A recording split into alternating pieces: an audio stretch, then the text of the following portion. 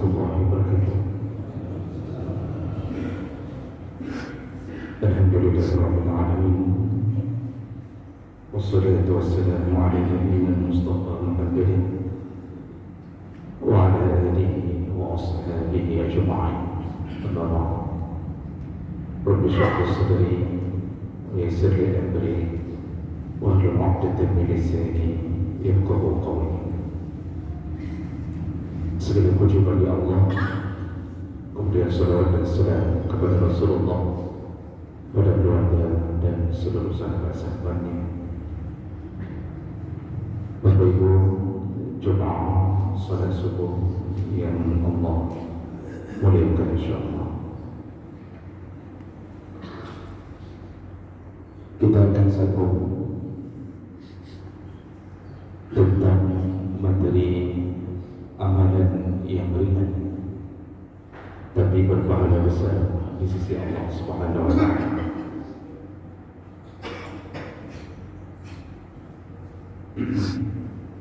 Di pertemuan sebelumnya kita sudah membahas di antara amal-amal yang Allah janjikan dengan pahala yang melimpah ruah haji. Apapun yang dilakukan oleh orang yang berhaji dianggap berjihad fisabilillah, dan bahkan Allah janjikan melalui lisan Nabi-Nya, kalau hajinya mabrur, laisa lahu jaza, tidak pantas mendapatkan pahala illa jannah, kecuali langsung dijamin surga. Begitu besarnya pahala orang-orang yang melakukan haji, dan itu tak sebanding dengan apa yang kita keluarkan dari kelelahan kita, dari harta kita, dibandingkan dengan balasan yang langsung surga, syaratnya mabrur. Baik, kita lanjutkan jemaah Allah. Amalan berikutnya tapi diberi pahala yang besar, yaitu melakukan puasa di hari-hari tertentu yang telah dijanjikan dengan pahala yang besar. Dan itu dalam catatan melalui tuntunan Nabi SAW. Ada beberapa puasa yang Allah berikan pahala yang besar. Di antaranya barang siapa yang berpuasa 6 hari di bulan Syawal setelah menyempurnakan Ramadan, man shoma Ramadan summa itba'ahu sittan min Syawal, maka pahalanya diberikan oleh Allah kasyamin dahr, maka dia dianggap seperti berpuasa sepanjang tahun. Tambah dianggap seperti berpuasa dalam setahun itu setiap hari. Maka begitulah catatan pahala. Dan tentu kita sudah tahu bahwa yang dimaksud oleh Nabi hadiah dari Allah ini, karena setiap kebaikan jika dilipatkan 10 minimal, man jaa bil hasanati falahu asyru amsalihah. Barang siapa yang melakukan satu kebaikan, maka Allah balas minimal 10 kebaikan. Kalau Ramadan kita lakukan sudah sempurna, yaitu 29 atau 30 hari, maka dalam catatan Allah kita ini seperti berpuasa 300 hari. Makanya disuruh tambah 6 hari, dikali 10 menjadi 60. Maka kalau kita melakukannya, maka kita dianggap telah berpuasa 360 hari. Yang 360 hari adalah setahun. Berarti puasa kita seperti berpuasa selama setahun. Padahal puasanya cuma 36 hari. Ini adalah hadiah Allah bagi umat Muhammad puasanya sedikit tapi pahalanya benar-benar melimpah. Dan tentu kita tidak akan melihat pahala itu sekarang, tapi kita melihatnya nanti di hari yang kita membutuhkan pahala, di hari yang kita butuh perlindungan, yaitu hari akhirat. Kalau sekarang tanpa pahala, kita masih bisa hidup dengan jaminan rezeki dari Allah Subhanahu wa taala. Tapi di akhirat kita butuh penolong. Di saat semua bertanggung jawab terhadap apa yang dia lakukan, disitulah amal saleh datang, dibukalah jaringan pahala, disitulah kita bergembira. Kata Allah, itu contoh pertama, puasanya ringan, pahala besar. Dalam satu hadis yang lain, Rasulullah memberi contoh puasa yang lain, ringan tapi pahala luar biasa. Apa kata Rasulullah? Man shama yawma Arafah, barang siapa yang berpuasa satu hari di hari Arafah, ahtasibu ayukaffira lahu as-sanah qabla was-sanah ba'da.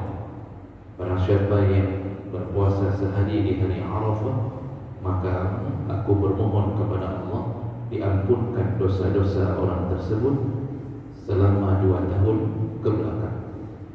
Jadi bahasa setahun sebelum dan setahun sesudah, itu maksudnya kata para ulama, diampunkan dosa setahun dulu, lalu ditambah lagi setahun berikutnya, maka yang dimaksud adalah 2 tahun.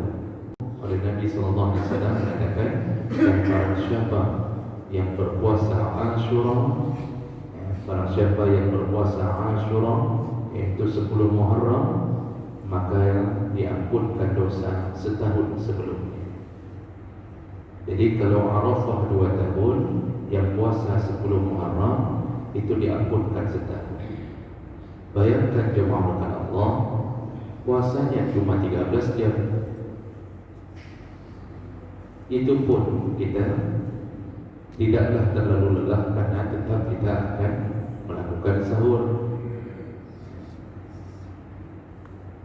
Apalagi ini hari yang kita akan puasa Arafah, yaitu hari Minggu ini, hari Minggu lusa, itu hari libur. Jadi mungkin kegiatan pasti ada di rumah. Puasanya tak terlalu berat, tetapi Masya Allah pahalanya 2 tahun diampunkan dosa. Kecuali diampunkan dosa, karena yang membuat kita masuk neraka apabila ada dosa. Nah sekarang Allah menghapuskan dosa itu. Kalau itu kejadian, walaupun pahala sedikit, tapi dosa juga lebih sedikit dengan banyaknya diampunkan, maka pahala yang sedikit itu akan memenangkan di atas timbangan. Kita mungkin hidup kita tak banyak melakukan yang sunnah. Salat tahajud tak pernah, salat duha tak pernah, puasa Senin Kamis jarang. Kita mungkin hanya menjaga yang wajib. Tapi karena dosa kita banyak diampunkan, maka pahala yang sedikit pun bisa menyebabkan naiknya timbangan kebaikan. Di situ surga yang pahalanya banyak tapi dosanya juga banyak. Jadi 50-50. Ini belum tentu bisa memenangkan pertarungan nanti di yaumil hisab. Jadi jemaah maka Allah Subhanahu wa taala, inilah hadiah Allah yang paling hebat, yaitu 2 tahun diampunkan dosa. Kalau kita hitung dengan hari Masehi, maka itu mencapai 730 hari. Nah, 1 tahun 365 hari, 730 hari diampunkan dosa-dosa. Dosa apa yang diampunkan? Tentu yang pertama jaminannya dosa kecil. Tapi kalau kita berpuasa Arafah dalam keadaan beriringan dengan taubat, beriringan dengan penyesalan apa yang kita lakukan di masa lalu, maka itu bisa membuat diampunkannya dosa-dosa besar. Jadi jemaah melakukan Allah Subhanahu Wa Taala, siap-siap di hari Minggu ini berpuasalah dengan niat puasa Arafah. Kita di Aceh ada salah satu penghalang yang ketika orang kita tanya ada rencana puasa tidak, maka ada yang menjawab susah juga puasa di hari megang. Jadi ternyata mereka menganggap megang itu lebih besar pahala daripada puasa Arafah. Megang itu adat, bukan syariat. Megang itu betul-betul adat, bahkan tidak ada unsur syariatnya sedikit pun. Biasanya kalau kita melakukan adat itu dukungan dari syariatnya ada sehingga menjadi sebuah adat. Sedangkan megang itu tak ada dalil, tak ada perkataan ulama sunnah melakukan megang segala perayaan hana. Itu betul-betul adat istiadat. Jangankan sampai ke tanah Jawa, di Medan pun tak kenal megang. Riau pun tak kenal megang. Jadi itu adat kita. Yang mau kita bilang bahawa jangan sampai adat yang tak diberi pahala apapun mengalahkan syariat yang dijamin diampunkan dosa 2 tahun. Jadi biasa po dah pegang bagok hom dongi ni ada hajat berpuasa sebab orang megang. Itu gara-gara nanti urusannya megang. Beli kambing atau beli daging sekilo, lalu kemudian ditambah dengan membeli santan, bawang, tomat, mulai masak dari pagi, masak rendang berjam-jam sampai habis gas dua tabung gas. Setelah selesai makan siang dengan rendang yang kita masak, akhirnya sakit perut. Sakit perut, orang tak dapat apa-apa, uang habis, gas habis, tak dapat pahala. Sedangkan orang lain berpuasa sekitar 4 jam lagi dari waktu yang kita mungkin sudah tertidur di siang hari, katakan dihapuskan dosa 2 tahun ke belakang. Kita yang megang, adakah jaminan diampunkan dosa? Tak ada. Maka oleh karena itu, jangan sampai megang menjadi penghalang untuk melakukan puasa Allah. Karena ini salah satu tipu daya syaitan mengajak kita untuk tidak menyambut tawaran Allah. Kita diberi salah satu pemahaman oleh para ulama, senjata syaitan yang paling kuat salah satunya bagi orang yang dia baik, dia beriman, dia baik, tapi satu senjata syaitan yang akan dilancarkan kepada kita adalah at-taswif, iaitu disuruh tunda beramal saleh. Taswif itu orang ketika diberikan tawaran oleh Allah, ini hari untuk puasa, maka dia mentaswifkan, dia akan mengatakan saufa, baik-baik nanti ajalah, tahun depan saja. Jadi begitu datang hari Senin, dia tak puasa sunnah. Dia tak puasa sunnah. Dia mengatakan itu urusan insyaAllah, urusan insyaAllah. Terus jadi dia melakukan penundaan di atas amal-amal saleh sampai datangnya kematian. Ketika sudah datang kematian, masuk alam kubur, lalu kemudian di alam kubur ketika dia melewati hari-hari Zulhijjah, dia akan mengatakan, ya laitani qaddamtu li hayati. Ya Allah, seandainya Engkau menghidupkan kami kembali, pasti kami ambil kembali apa yang telah kami lewatkan. Terjadilah penyesalan dan tidak akan Allah kabulkan permintaan apapun dari orang-orang di alam kubur untuk kembali berada di dunia. Kita hari ini yang berada di atas dunia malah melakukan amalan-amalan, melewatkan amalan-amalan yang dirindui oleh orang di dalam alam kubur. Jadi penyesalan mereka kita mengulanginya. Masuk kita ke alam kubur, kemudian kita pun menjadi orang yang sama. Makanya ketika mendapatkan informasi nyona puasa orang minggunya, maka perlu untuk nekat dan tekad yang kuat, berazam dalam hati langsung mengatakan insyaAllah saya puasa. Dan untuk memudahkan urusan ini, maka ajaklah keluarga untuk berpuasa bersama. Karena dengan dukungan keluarga lebih mudah urusannya. Jadi ajak suami terutama sebagai pemimpin rumah tangga, ajak istri, ajak anak-anak, nak besok puasa Arafah. Semua puasa. Tentu anak yang sudah balik itu lebih pantas untuk diajak. Itu lebih bahagia dan lebih dapat momen untuk melakukan puasa itu dengan. Tapi kalau suami saja yang puasa, istri tak puasa, lalu kemudian istri memakan daging pegang itu lebih dahulu, di hadapan kita dia cicipi kuah belangkong, dia cicipi rendang, tapi itu Pak, susah kita melakukan itu. Kekuatan kita sebelum meninggal, jangan lewatkan tawaran dari Allah ketika Allah menawarkan pahala-pahala yang besar.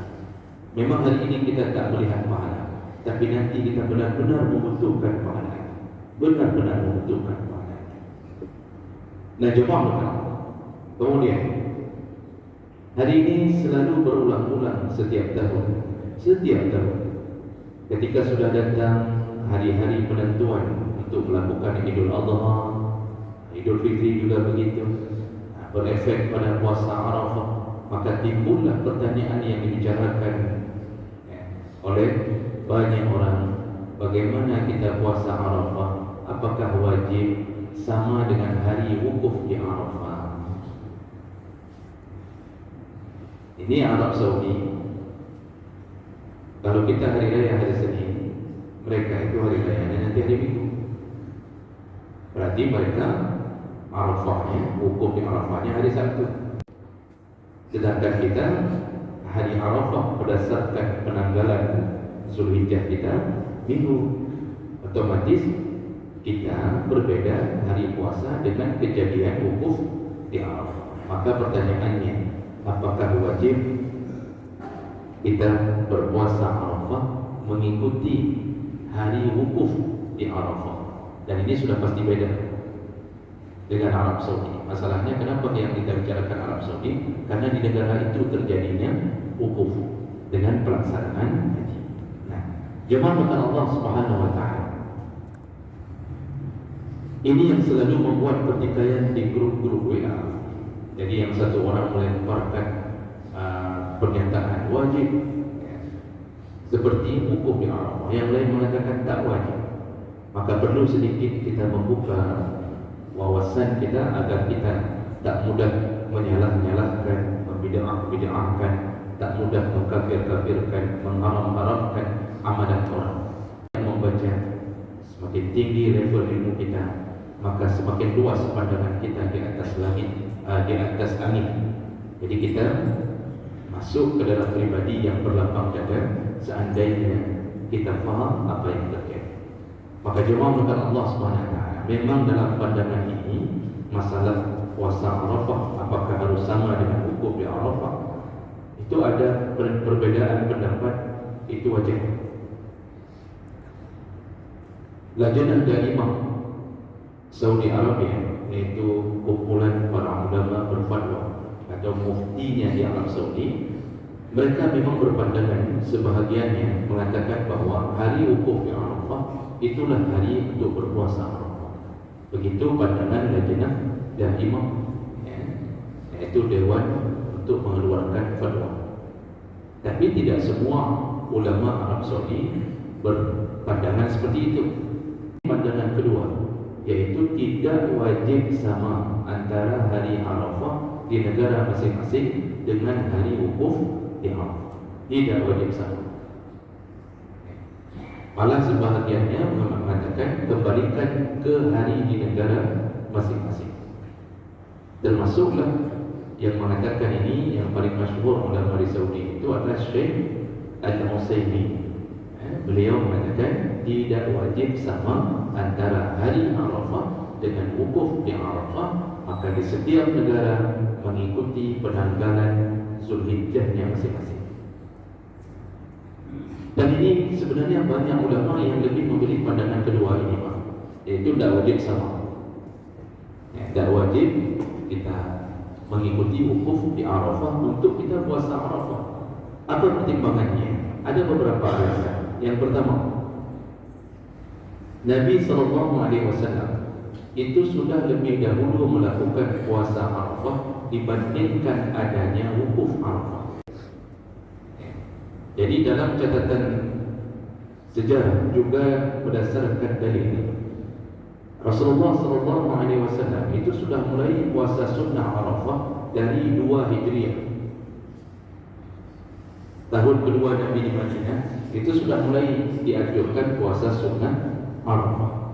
Sedangkan wukuf di Arafah itu baru ada ketika Nabi melakukan haji yang pertama dan yang terakhir, yaitu 10 Hijriah. 10 Hijriah, tahun ke-10. Itulah haji Nabi yang pertama dan itulah haji wada' Nabi SAW. Baru ada wukuf di Arafah. Kalau begitu, Nabi sudah 8 kali sekurangnya melakukan puasa sunnah Arafah, tidak pernah merujuk ke wukuf di Arafah. Nabi melakukan puasa sunnah Arafah 9 kali, tidak terjadi wukuf karena tak bisa dilakukan haji. Kalau seandainya Nabi merujuk kepada wukuf, pasti Nabi tak melakukan puasa sunnah Arafah karena tak ada wukuf. Jadi ini yang perlu dipahami pertama, duluan syariatnya puasa sunnah Arafah daripada adanya wukuf di Arafah. Kemudian yang kedua, pertimbangan kedua, selama Nabi di Madinah dan apapun yang Nabi lakukan yang sifatnya membutuhkan penanggalan atau ru'yah, Nabi tak pernah merujuk ke Makkah. Jadi Nabi tak bertanya di Makkah bagaimana, di Makkah bagaimana, karena di sana pusat terjadinya wukuf. Nabi tak pernah tanya di Makkah sudah terjadi wukuf atau tidak. Tidak pernah ditanyakan karena Nabi melakukan semuanya di Madinah dengan penanggalan yang dilihat dari Madinah. Pertimbangan yang ketiga, kalau seandainya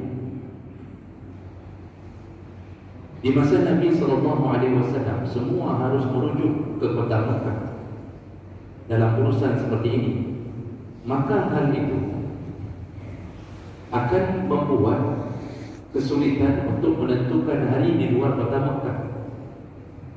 Bayangkan Bapak Ibu, kalau penentuan Idul Fitri harus merujuk ke kota Makkah sebagai pusat yang dianggap sumber di situ, berapa hari perjalanan dari Makkah ke Madinah untuk memberitahu bahwa sudah nampak anak bulan di Makkah?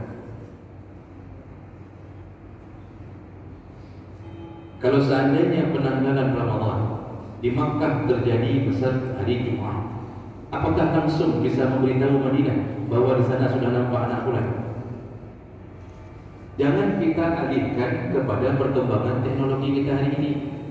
Hari ini teknologi kita di sana begitu sudah nampak bisa dikirimkan langsung berita dalam sekian detik. Tak HP, tak ada WA, tak ada televisi. Seandainya merujuk ke sana, seandainya di Mekah hari Jumat mulai Ramadan atau mulai 1 Zulhijjah hari Jumat, berapa hari butuh waktu untuk mengirimkan kabar ke Madinah bahwa di sana sudah masuk? 7 hari paling kurang. Yang Mekah Madinah 7 urut paling kurang. Begitu sudah sampai ke Madinah, urut ini tak lewat. Bagaimana orang melakukan puasa Ramadan kalau di sana dia tak tahu di Makkah terjadi hari apa? Hari ini orang mengatakan harus sama wukuf dengan Arafah. Dulu bagaimana seandainya orang dulu yang melakukan wukuf berapa hari? Yang melakukan 1 Zulhijjah lah, ada patokannya 1 Zulhijjah. Berapa hari dia butuh waktu memberitahu Madinah? Itu baru Madinah. Belum lagi ke negara Islam yang lain. Berapa butuh waktu untuk memberitahu ke Syam, ke Syria, ke Mesir, segala macam. Kata semua orang akhirnya menunggu-nunggu dan ada kabar bagaimana nih, bagaimana ini anak puasa, ini anak Zulhijjah. Itu yang perlu diketahui. Hari ini orang kenapa mengalihkannya kepada kecanggihan teknologi hanya sebagai pelengkap ibadah, tetap mengikuti urusan syariat. Alasan keempat, kata para ulama, ini yang saya kabarkan bukan dari saya, itu kata para ulama. Alasan keempat, dari masa sahabat itu sudah pernah terjadi perbedaan matlaq.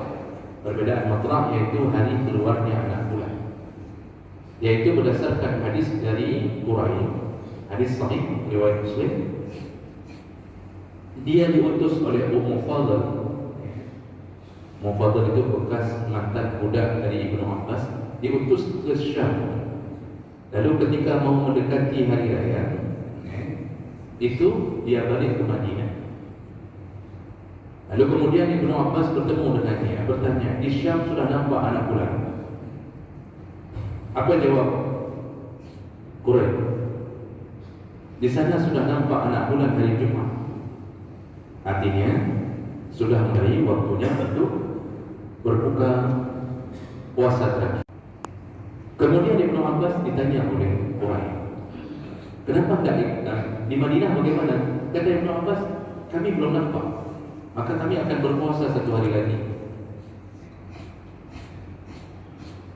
Itu penglihatannya dari awal bulan. Lalu kemudian Quraisy mengatakan, kenapa tidak ikut ke Syam saja? Karena di sana sudah duluan nampak hilal, sudah duluan nampak anak bulan. Maunya ikut ke sana saja, di antara Madinah dengan Syam.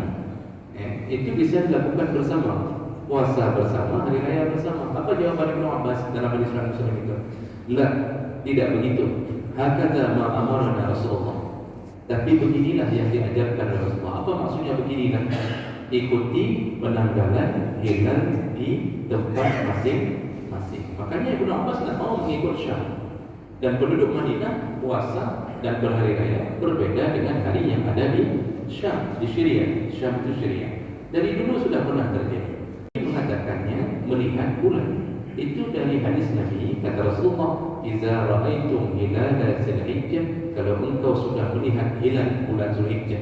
Jadi Nabi ketika mau melaksanakan puasa dari Dzulhijjah itu, Nabi mengatakan yang melihat kalau sudah melihat awal Dzulhijjah. Jadi patokannya apa? Hilal.